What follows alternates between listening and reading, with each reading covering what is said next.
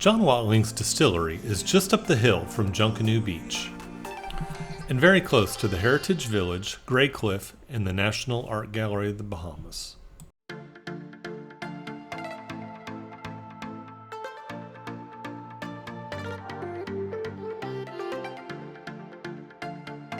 So we're here at John Watling's. It's actually a beautiful little oasis in kind of the center of Nassau. It's right in the middle of the city. Yeah, right up on top of the hill. But you can see here, it's just kind of beautiful all around.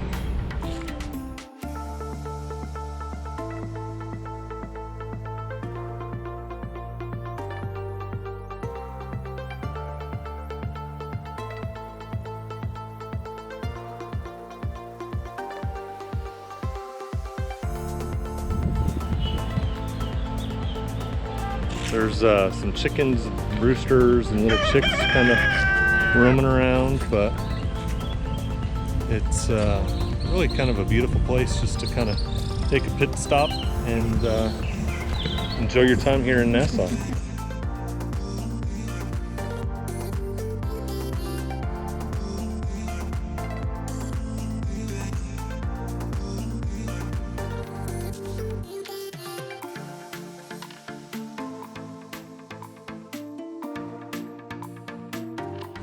How you doing? Doing good, how are you? I'm doing well. Would you guys like to grab a sample off the tray there? Leaving a lot of John Watling's apple rum on the inside. Oh wow, absolutely. Thank you. It's pina colada. Alright, so first off, what I'd like to do is I'd like to welcome you both here at John Watling's Distillery. Now here at John Watling's, you offer free samples you both just enjoyed, as well as really good. free tours. There's tips over this very appreciated. My name is Devante. I'll be showing you around for the next 10 minutes or so. So whenever you're ready, just let me know. Yeah, we can just dive right into things and get started. Right this way.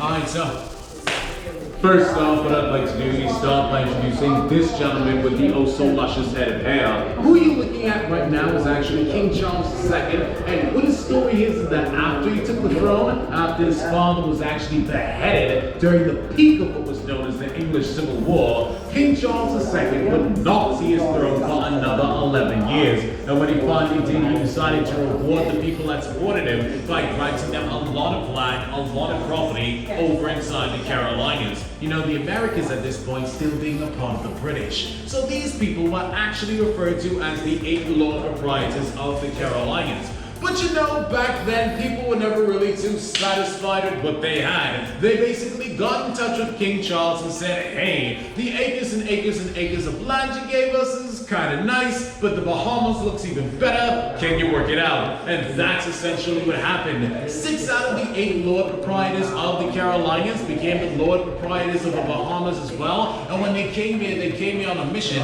to put an end to piracy and restore law and order to the 2,000 islands and keys. As you might be aware, the Bahamas was kind of a pirate's haven at this point. Men and women of infamy alike moved about these waters. People like Anne Bonny and Mary Read. As a matter of fact, Blackbeard's personal well can be found down the road from the Hilton Hotel, and where the Hilton now stands actually used to be Old Fort Nassau, where they would hide pirates as a show of example, basically saying, hey, if you don't cut this crap out, we're gonna cut your neck. So yeah, some of the pirates hanging around for so long to the point where they even had their own islands. Off the Cat Island, Henry Morgan took refuge in either Exuma or Eleuthera, and of course John Watling's himself made home out of San Salvador, where if you were to visit that island today, there's a structure there known as Watling's Castle, where of course John Watling's himself actually resided.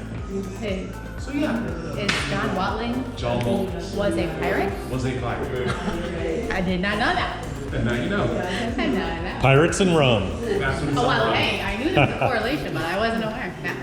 Alright, so this time we'll both be following you and making our way through the hallway here and down the stairs. If you see anything that piques your interest, you feel free to ask. I'll explain as best as I can.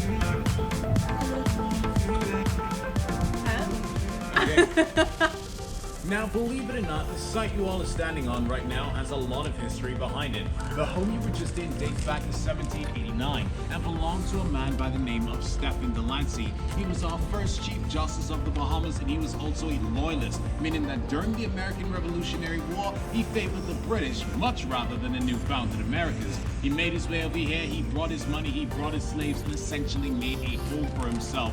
As a matter of fact, this place used to be a slave plantation, and this piece of land used to be a part of a larger 150-acre property. Sometime after Delancey's death, however, the 150 acres were divided into 80 separate lots, and slaves that would later find themselves free and well-to-do would actually find themselves taking up residency amongst those 80 lots. This entire area was known as Delancey Town at one point in time. Now, what you're seeing in front of you right now is actually our hand-cut well. The well is about 74 feet deep and 200 years old, and the walls of the well are actually made out of limestone, so there's a natural filtration going on at all times. So while you'll always find at least 2 feet of fresh water at the bottom of this well, what you'll also find is a lot of phones, cameras, people's kids, things drop down there all the time, and they stay down there because I cannot swim, neither can I fly. Okay, so from here we're heading inside the distillery now. This is probably the part you came for. You'll all be following me right this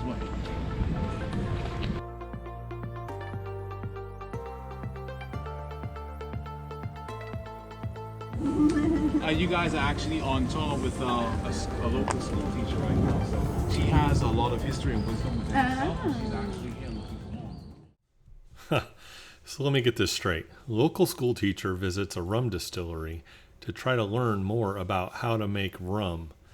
Yeah, that doesn't sound strange and weirdly familiar.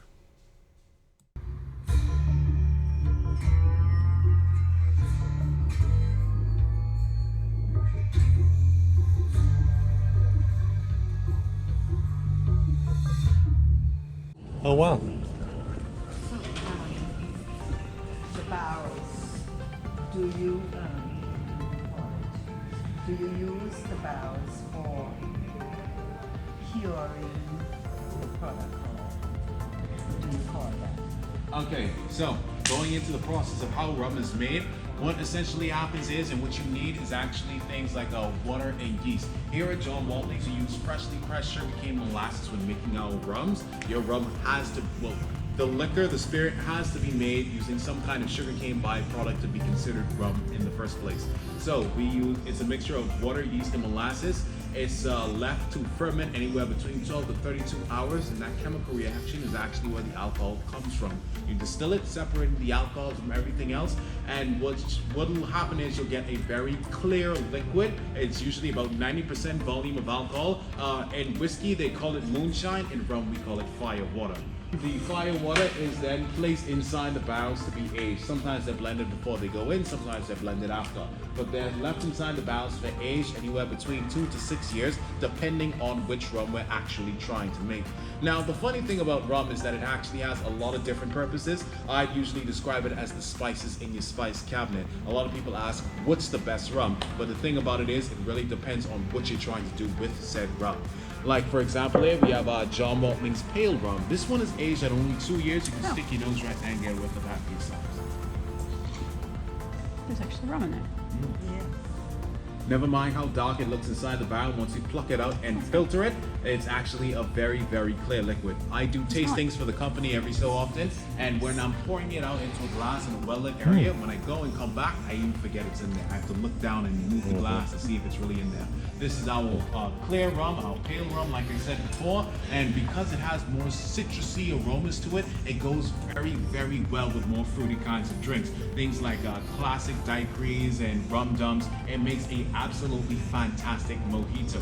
Now, like I said, this is the pale rum, youngest of the bunch, aged at 2 years. Now, the thing with rum is that about 70% of the coloring as well as the flavoring actually comes from being inside the barrel itself. The longer it stays inside the barrel, the darker it gets as well as the smoother it gets.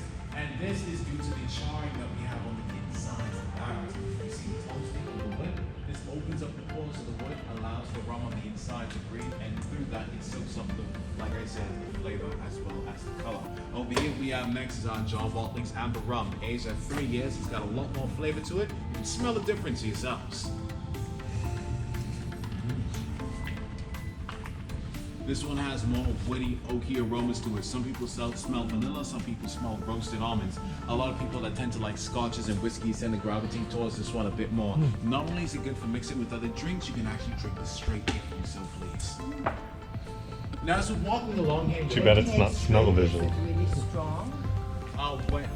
It's not strong. All of our rums are about 40% volume of alcohol. Okay. The only thing that kind of changes in the flavor as to how strong it might taste is how long it's been sitting inside the barrel. So it might taste a bit stronger coming out of the John WATLING'S Amber Rum because it's a little younger than I'd say the John WATLING'S Buena Vista, but you're definitely going to feel it go down. And like I said, it has more of a whiskey-ish kind of flavor to it. So how does this handle like being open, since there's like an open port for us to smell? Oh, well, to be honest with you, it being open does not really affect it at all. You can have a barrel be open and leave it to age for X amount of years. The only thing is I wouldn't really trust it as far as drinking it.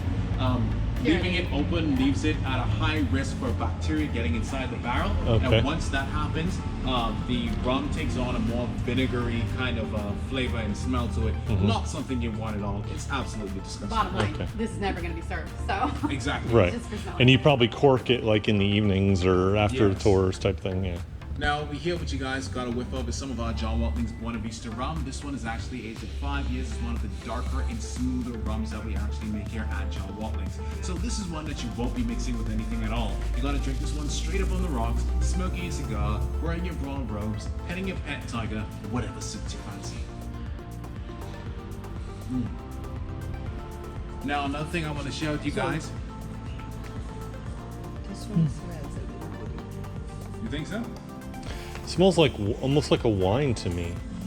The thing about it is like everybody is going to pick up on different things based on their familiarity to their palate, what they're used to smelling. So some people might smell X, other people will smell Y. I know, like I said, I do tastings for the company every so often. The John WATLING'S Pale Rum, it being a clear rum and very young, it does not taste the very best of just drinking it straight by itself. But I did a tasting, and there was a lady on my tasting that actually thought the pale rum tasted fantastic on its own, and she actually didn't like drinking the Buena Vista, which is our dark rum, which is meant to be drinking straight.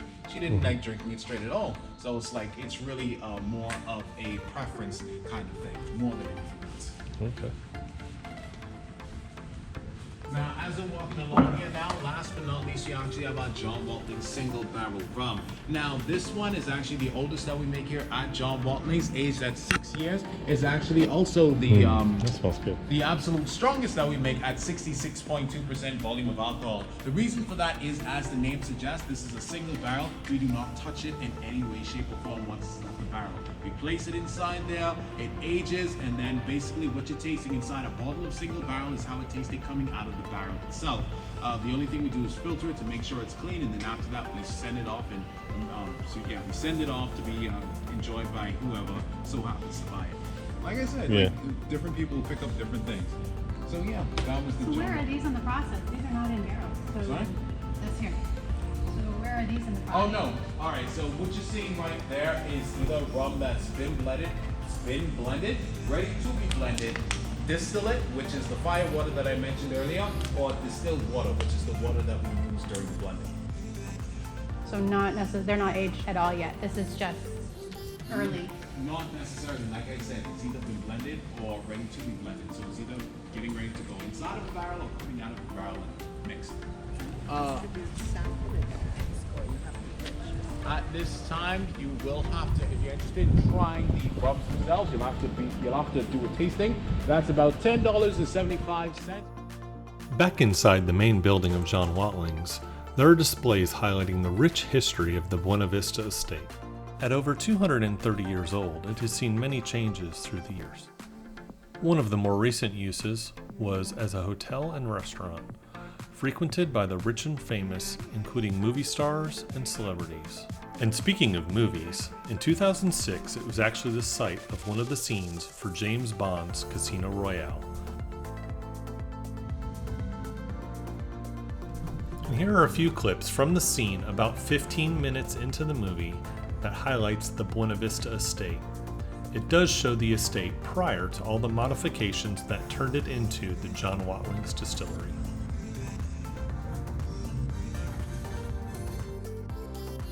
Also in the main building, there's a store where you can purchase all the different varieties of John Watling's rum, as well as their Red Turtle vodka and many items that are branded with the John Watling's logo.